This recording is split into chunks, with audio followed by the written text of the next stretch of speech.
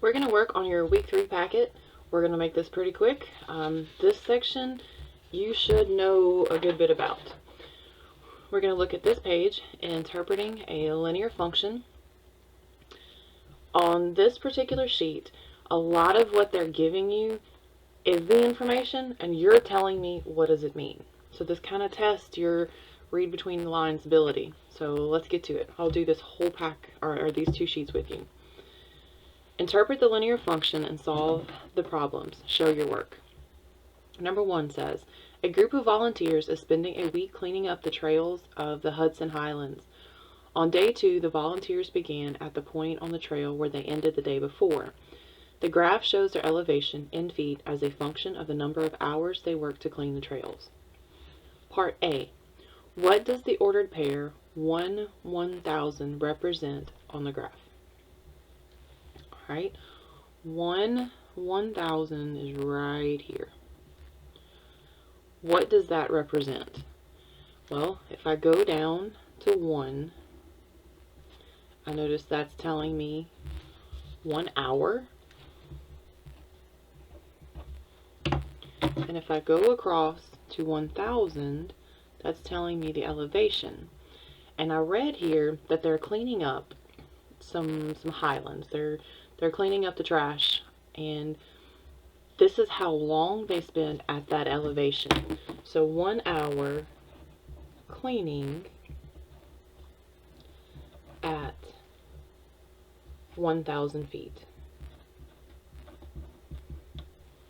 It's that simple. It's taking the point that they give us on the graph and figuring out what is my X, what is my Y, put it into words. That's it. B says, the graph begins at 720 on the Y-axis. What does this value represent? Is this the rate of change or the initial value?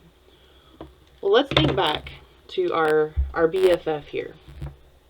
Y equals mx plus b. We know that m is a slope, but we also call that rate of change.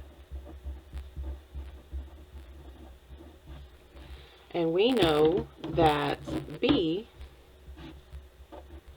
is my y-intercept. I like to call that my starting point, or something that happens only once, depending on the kind of problem we're looking at. Right? What is 720 on the y-axis? The graph begins at 720 on the y-axis. It starts here. It starts here. So what is that? That is my initial value. It is my B. So my answer is 720 is the initial value.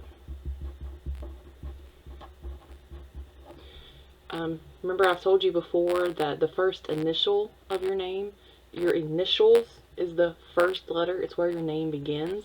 So initial is another word for start or begin, which is where our graph starts. C. How many feet does the elevation increase for 1 hour of work? What does this value represent? Rate of change or initial value? So we know that 720 is our initial value, so I can go ahead and say, nope, that's not it. So I know that whatever we're looking for is going to be my rate of change. Well, if we go back and look at this equation right here, we know that the slope is my rate of change. It's how fast my line is moving. Some things that we know about slope. We know that it's rise over run, and we know that it's y over x, the difference in y and the difference in x. So I'm going to choose the 2 points that I've already dealt with. I've already dealt with this one, which is 1, 1000, and I've already dealt with this one, which is 0, 720. I get 0, 720 because right here it tells me it begins at 720. If something begins, then I know that my x value is going to be 0. And up here it told me that it's 1/1000. So I'm being lazy. I'm literally being lazy and using the information that they're already giving me. So to find my slope, I'm going to take the difference in y and the difference in x. What do we do when we're talking difference? Difference is subtract. So I'm going to say 1000 minus 720 over 1 minus 0. You can use whichever one that you want first. I could have said 720 minus 1000, but if I did that, I would have to say 0 minus 1. Whatever you use first on one, you have to use first on the other, or it's going to mess up your answer. Alright, 1000 minus 720 gives me 280. 1 minus 0 gives me 1. This is my rate of change. So for every hour, for every time, they're moving up 280 feet. Now, what is the equation that represents this function? Well, we've already got this one figured out, don't we? I'm looking for y equals mx plus b. I know y isn't going to change and x isn't going to change. When I'm looking at y-intercept form, that's it. Those won't change. But I've already got b, my initial value is a positive 720. We figured that one out up here. And my rate of change is 280. We just figured that one out. Bam! Mic drop. We've got the equation. We've done all the hard work already. That was it. It was that easy. Right, number 2. The table shows number of people as a function of time in hours. Write an equation for the function and describe a situation that it could represent. Include the initial value, rate of change, and which quantity represents the situation. I'm going to do most of this one with you, but there's going to be some elements you're going to have to figure out yourself. Alright, so the first thing it's asking for, write an equation. And then in that equation, I know that my equation has to have y equals mx plus b. So I know that I have to have my initial value, I have to have my rate of change, and the part you're going to figure out is what quantity what each quantity represents in the situation. So that's going to be your task. Alright, this is the equation that I'm shooting for. What is my initial value? Ooh. I know that to have an initial value, I've got to have a 0. I've got to have my x for a 0 to tell me where my y is going to hit. I don't know yet. And I also know that in my equation, y won't change, x won't change. So I've got to fill in the rest. I'm going to start with what I do know. And what I do know is my rate of change. I'm going to take these two right here, and I'm going to subtract 250 minus 150 and 3 minus 1. I used 250 first, so I have to use 3 first. That gives me 100 over 2.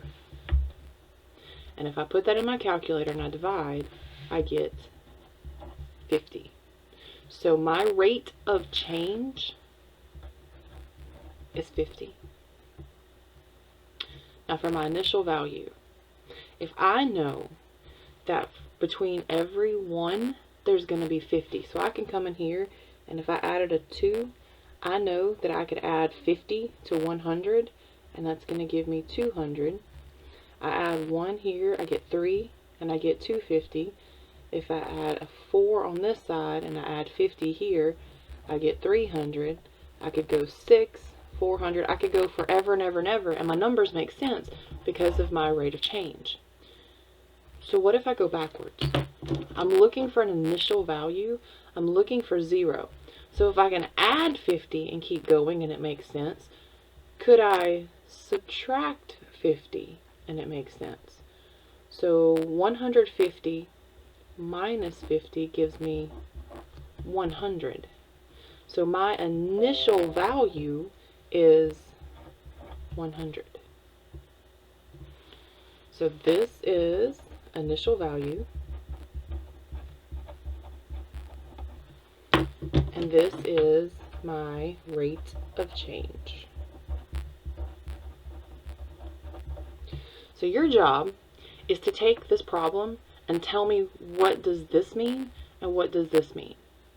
If I'm looking at a fair and I want to go to the fair, I want to know how many people were there at a certain amount of time. So your job is to put that in words and tell me, how does this and this go together in real life according to this problem. That's the last part of this problem. What each quantity represents in this situation. That's your job.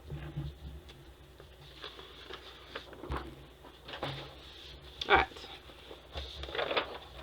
This next problem. Amber plans to cook a turkey and macaroni and cheese for a special dinner. Since she'll need to use the oven for both dishes, and they won't both fit in the oven at the same time, she has to determine how much time all of the cooking will take. The macaroni and cheese will take a set amount of time, while the turkey takes a certain number of minutes per pound that the turkey weighs. The equation models the total time that Amber will need to prepare her dishes. So we've got a hint already. What do the variables x and y represent? Use the phrase "is a function of" to describe how the quantities relate to each other. Alright. So, chick's trying to cook. She got macaroni and she got turkey. Macaroni, it tells us, takes a set amount of time. So something that is set, that only happens once, is going to be that. That's going to be that y-intercept, that starting point. It only happens once. But the turkey takes a certain number of minutes per pound. That's going to be this guy, my rate of change, or something that's going to happen over and over depending on something else. So my question is, what is the x and what is the y? Well, what's my problem here? My y is my cooking time. How long is it going to take me to cook this turkey? So my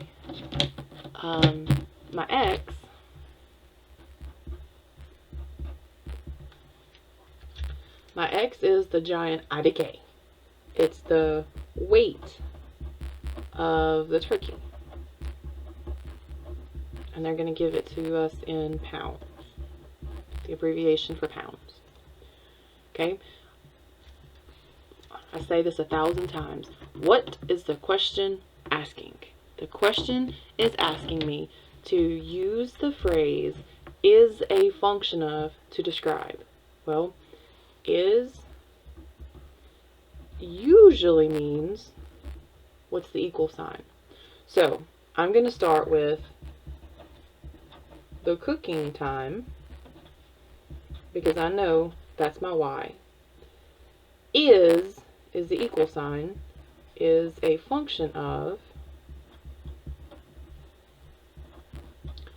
and then what's the rest of it?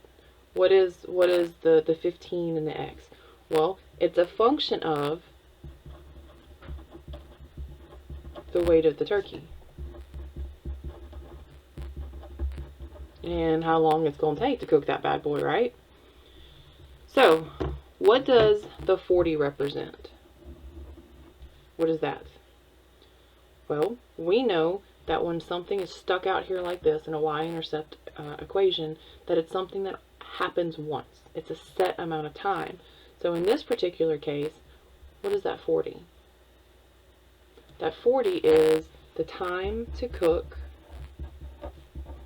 the mac and cheese.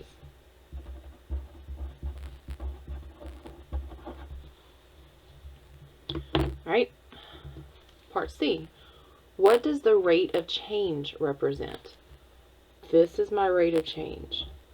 What is it representing? Well, my problem says the turkey takes a certain number of minutes per pound.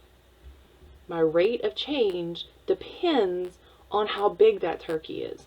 If I have a 5-pound turkey, is it going to take as long to cook? What if I have a 20-pound turkey? That bad boy's going to have to sit in that oven for a while, right? So I know that this rate of change depends on something. So it is the number of minutes per pound for the turkey to cook.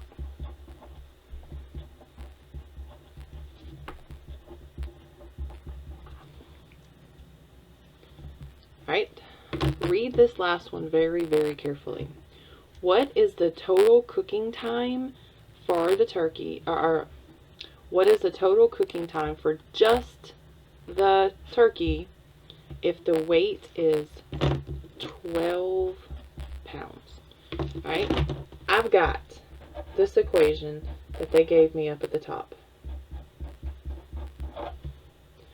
I know that I'm looking for a cooking time, so my y is not going to change. I'm cooking a turkey, so I need the time per pound. They tell me that the turkey is 12 pounds. And then I've got my macaroni time. Oh, think about that for a second. What is the question asking? This question is asking me just the turkey. I don't need this part. Just the turkey. So, for just the turkey, y, my cooking time, equals 15 smushed to 12. 15 times 12 gives me 180 minutes. Your task is, how do you know? Give me some words here. Explain this to me. Alright, that's it for this section. If you have any questions or you need any help, send me a message on Google Classroom. I love you guys. See you soon.